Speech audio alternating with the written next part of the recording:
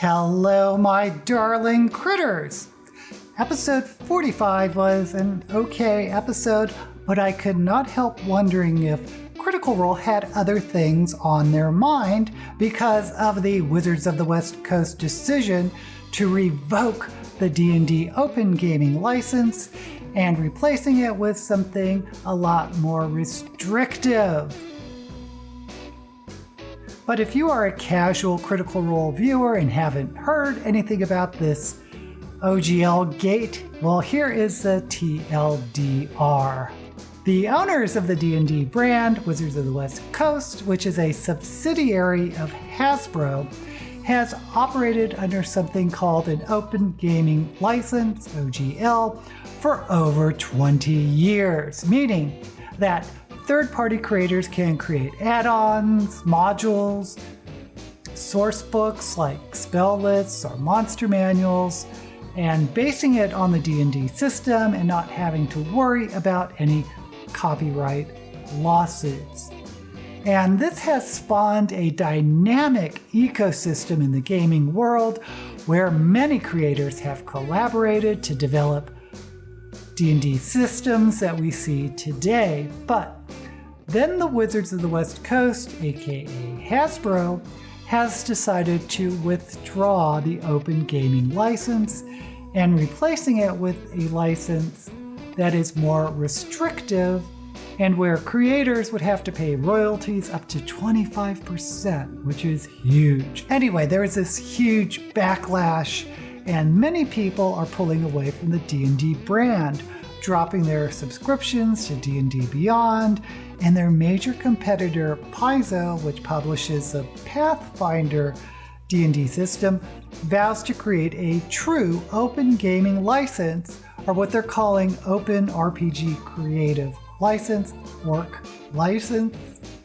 And many people think all this backlash is going to kill the D&D brand. Now, to make things even more confusing, because they're not confusing enough, I hear a lot of legal analysts saying that there's no way to copyright processes like the rules of a game. In other words, you can't copyright the game mechanics. It's all very confusing, so if you're interested, do your own research. But what does this mean for Critical Role? I haven't heard anyone say that Critical Role, the show, which uses a D&D system, would be affected at all, but it would definitely affect their products, like their Taldori campaign manual, and maybe other books that they publish.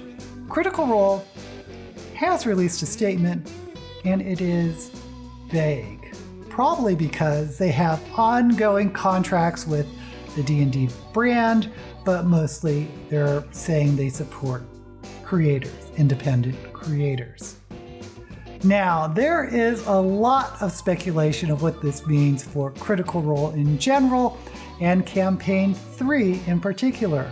You'll notice that the animated series, the second season coming out soon, they have stayed away from specific D&D copyrighted material that isn't covered under OGL, like Vecna or Bigby or whatever. Now, what I've heard is that the last sort of copyrighted material associated with the Critical Role campaigns are the deities. And guess what?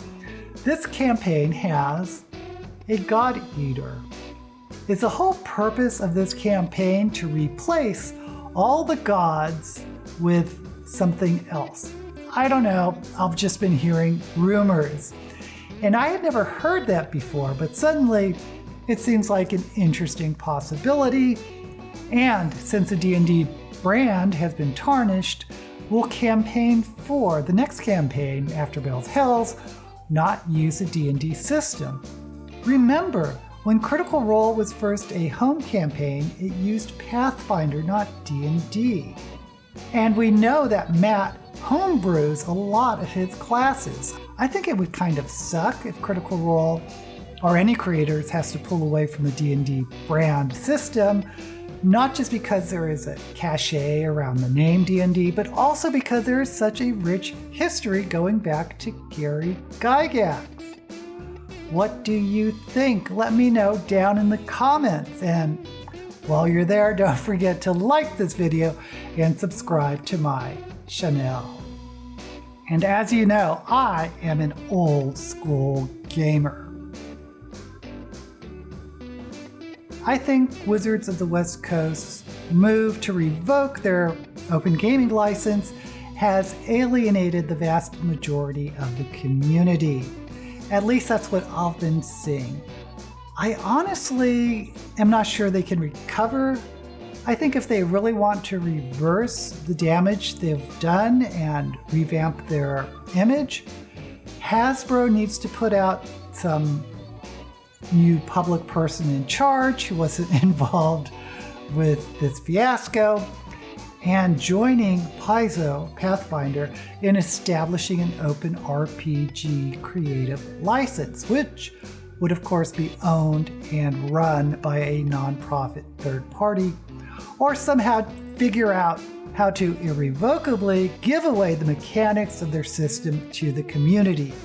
And if those mechanics can't be protected by copyright anyway, I mean, what's the deal? Now, I don't think that's going to happen, but I don't see how else they can undo what's been done. And who am I? I am the BookTube Goddess, the #1 drag queen booktuber on YouTube. Okay, sorry about that tangent. I just think it is fascinating. But let's talk about episode 45 of the Bells Hells campaign.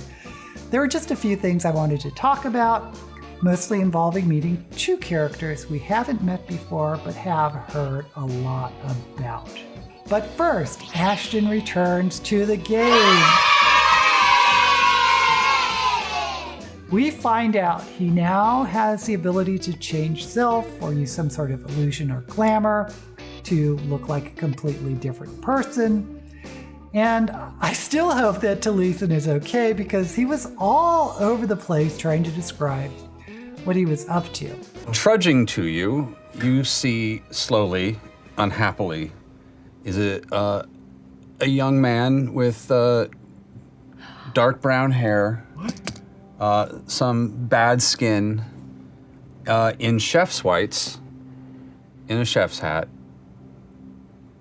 covered in tomato sauce, some sort of sticky apple pastry filling, just viciously filthy from food refuse, trudging towards you all.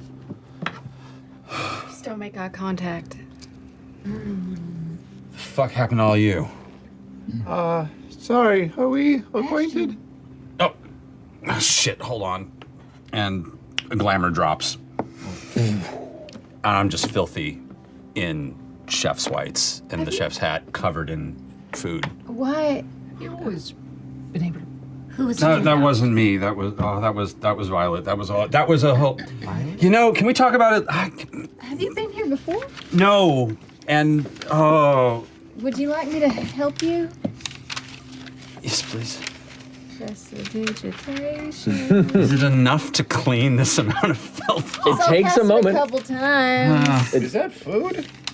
It's very expensive marinara sauce, fresh apple tarts, vinaigrette.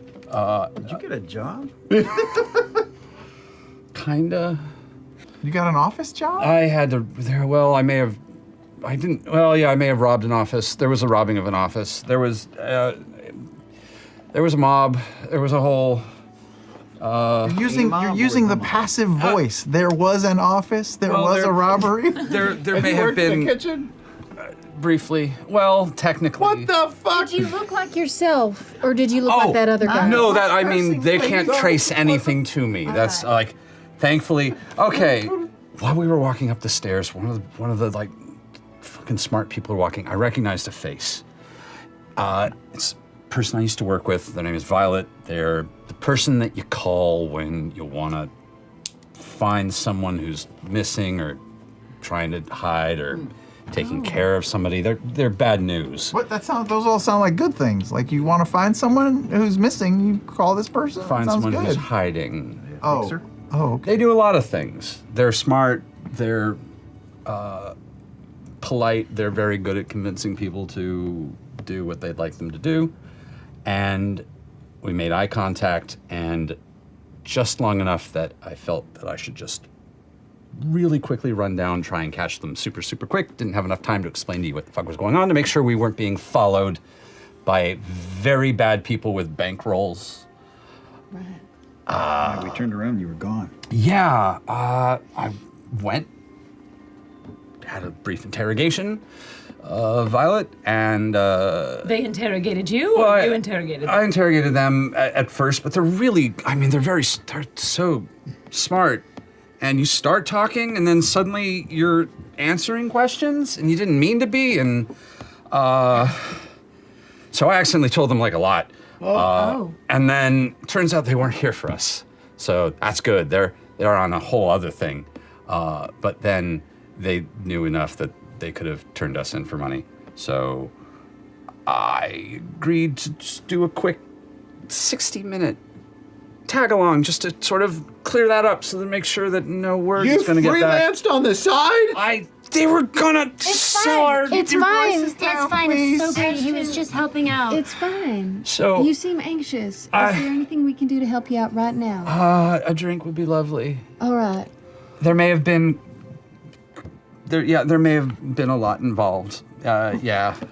Anyway, what I was hoping for last week did occur this week, in that FCG did go to an expert on robots to find out more about their origins. We meet Professor Vitro Ishram, who identifies FCG as a harmonious aeromaton.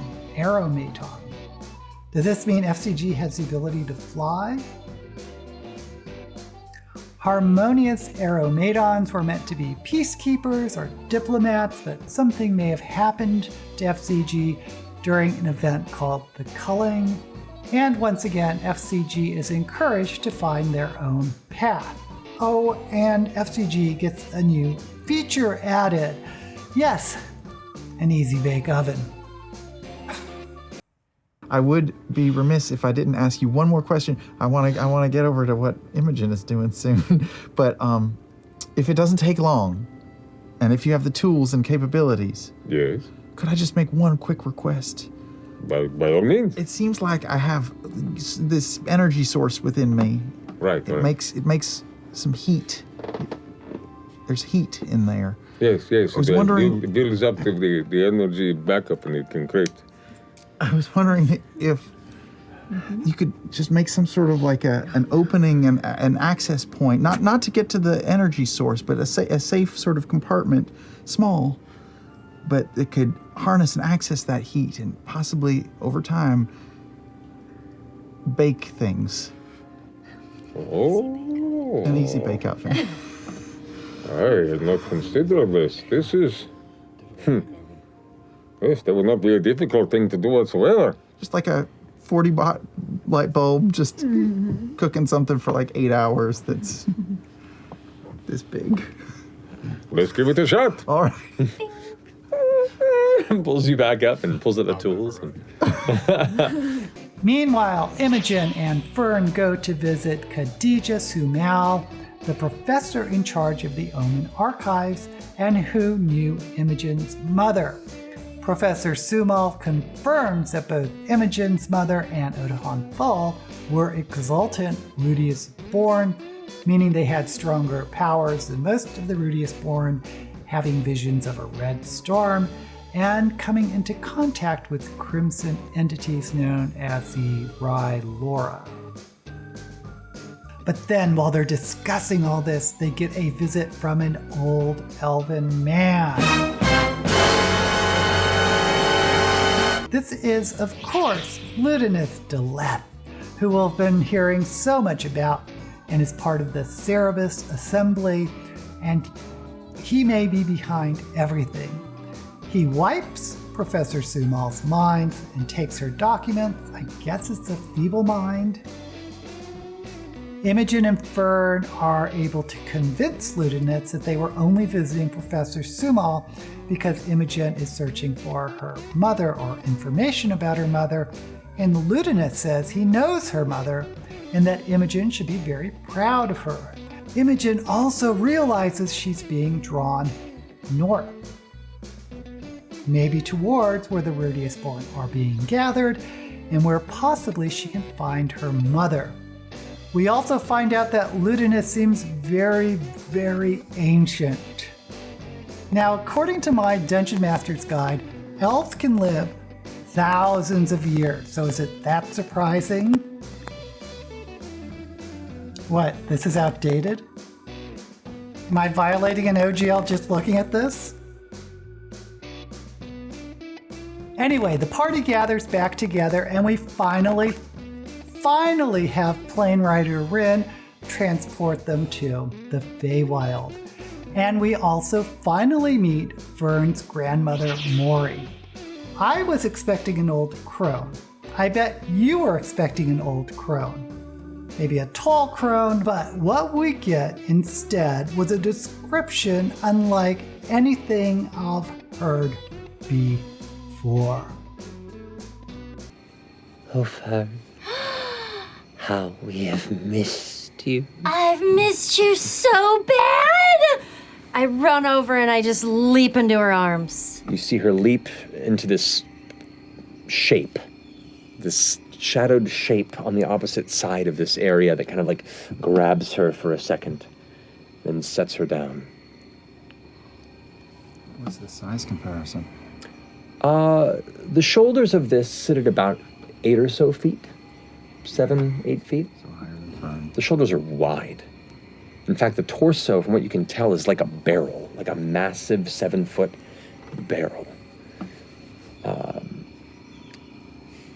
It's a curious, monstrous body that, after setting her down, kind of shifts in your direction, begins to step further into the light, one arm kind of corralling her as you pull it towards them. It's swathed in a large, patterned, blue-green robe-like dress that's comprised of patches and rope and wayward branches and hanging trinkets, all just kind of wound together to create this unique texture around this body. You cannot see feet from beneath the robes, but can hear them hit the ground like a dropped sack of full flour with each step. Does it sound like just 2 feet? Sounds like 2 feet. Okay. Just big ones. Now, the wide shoulders themselves are thin. They come out like pointed skeletal shoulders. The sleeves extending these long, thin arms. You see around the top of the dress, from where these shoulders are, they're obscured by a bunch of dark linen and chiffon that creates like a mantle around it. And from within that mantle, you watch emerge a head on a stretching, craning neck. Craning like a giraffe. What the fuck? Wreathed in long, tangled white hair, like a horse's mane, that travels down the whole length of it as it extends about 2.5, 3 feet from the shoulders. At the end of it, you see a wrinkled, old woman's face, with a pair of noseless nostril holes, a terrifying wide smile of jagged teeth. Her dark, eyeless sockets each hold a sunken, golden glow. And as the body steps forward, cradling Fern, the full thing at standing height would be close to 10 feet or so, with if the head were to stand up straight. The proportions, colloquially, are very similar to E.T., to be honest. Oh, wow. Oh, that got weird. Interesting. As she steps forward. Fern, with your friends, like a cocktail. Oh my God, yes.